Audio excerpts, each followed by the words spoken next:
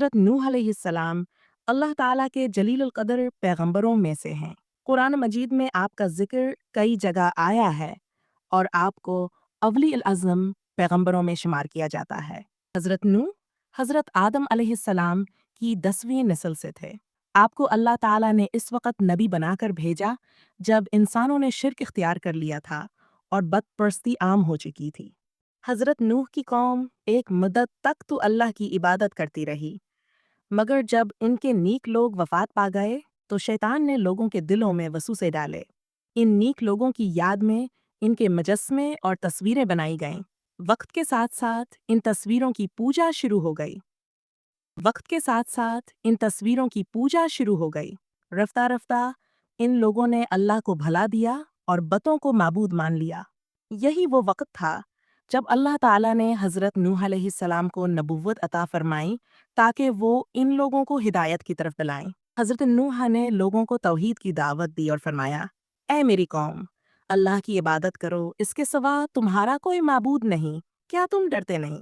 आपने दिन रात छुपकर और अलानिया हर मुमकिन तरीके से अपनी कौम को समझाया, मगर वो ना माने। बल्कि इनका रवैया ये हो गया कि जब हज़रत नूह इनके पास आते तो वो अपने कानों में इंगलियां दे लेते, कपड़ों से अपने चेहरे ढांप लेते, तकबर से मना मोड़ लेते और इनकार करते। हज़रत नूह ने 950 साल तक तबलीग का फरीज़ा अंजाम दिया, मगर ईमान लाने वालों की तादाद बहुत कम रही। कुरान के मुताबिक हज़रत नूह ने कहा, ऐ मेरे रब, मैंने अपनी कौम को रात दिन बुलाया, मगर उनके भागने में और इजाफा हुआ। कौम नूह ने हज़रत नूह का मजाक उड़ाया। वो कहते, हम तुम्हें अपने जैसा इंसान ही पाते हैं। तुम्हारे पैरोकार वही लोग हैं जो कमज़ोर, नादान और बेअक्ल हैं। हम तुम्हें झूठा समझते हैं।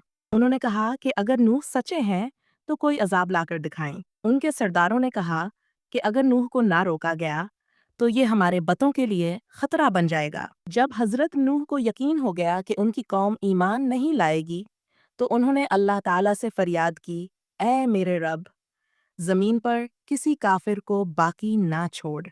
अल्लाह ताला ने उनकी दुआ को कबूल किया और हज़रत नूह को हुक्म दिया कि एक कश्ती तैयार करें। अल्लाह ताला ने हज़रत नूह को हुक्म दिया, हमारी निगरानी और हमारी वही के मुताबिक एक कश्ती तैयार करो। हज़रत नूह ने लकड़ी जमा की, कैल बनाए और अल्लाह के हुक्म से कश्ती बनानी शुरू की। कौम के लोग इस अमल को देखकर मजाक उड़ाते कि नूह, अब तुम नजार बड़ई बन गए हो, पानी कहाँ है? तुम खुश्की पर कश्ती बना रहे हो? हज़रत नूह ने जवाब दिया, तुम हमारा मजाक उड़ा लो, कल हम तुम पर हंसेंगे।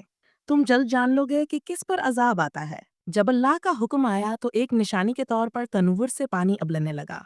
अल्लाह ने फरमाया, जब तनव्वुर उबले तो तुम हर जानवर का जोड़ा नर मादा और अपने अहल व ईमान वालों को कश्ती में सवार कर लो। हज़रत नूह ने ऐसा ही किया। वो लोग जो ईमान लाए थे उनके साथ कश्ती में सवार हो गए। जानवरों के जोड़े भी कश्ती में ले लिए गए। हज़रत नूह ने अपने बेटे कनआन को भी बुलाया जो ईमान नहीं लाया था। बेटा, हमारे साथ सवार हो जाओ, काफिरों के साथ ना रहो। मगर इसने इनकार किया और कहा, मैं पहाड़ पर चढ़ जाऊंगा, वो मुझे बचा लेगा। हज़रत नूह ने फरमाया, आज अल्लाह के हुक्म से कोई नहीं बच सकता। फिर एक मौज आई और कनआन भी डूब गया। कश्ती का ठहराव बारिश बरसने लगी, आसमान के दरवाजे खुल गए, जमीन से चश्मे उबल पड़े, हर तरफ पानी ही पानी हो गया। पूरा इलाका डूब गया और तमाम कफार हलाक हो गए। सिर्फ हज़रत नूह और उनके साथी बच गए। कुरान कहता है, पानी को हुक्म हुआ, जमीन अपना पानी निगल ले और आसमान थम जा। पानी कम हुआ, कश्ती जोधी पहाड़ पर जा ठहरी। जोधी पहाड़ मौजूदा तुर्की या इराक के इलाके में वाक़ है। तूफान के ख़त्म होने के बाद हज़रत नूह और उनके साथी कश्ती से बाहर निकले। अल्लाह ताला ने उन पर सलामती नाजिल फरमाई और एक नई जिंदगी की बुनियाद रखी गई।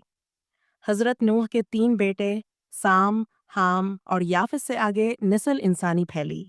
साम की नस्ल से अरब, फारस और बनी इसराइल, हाम की नस्ल से अफ्रीकी अक़वाम, याफिस की नस्ल से यूरोपी, तुर्की, चीनी वगैरह। हज़रत नूह ने तूफान के बाद भी कई साल जिंदा रहकर कौम की रहनुमाई की।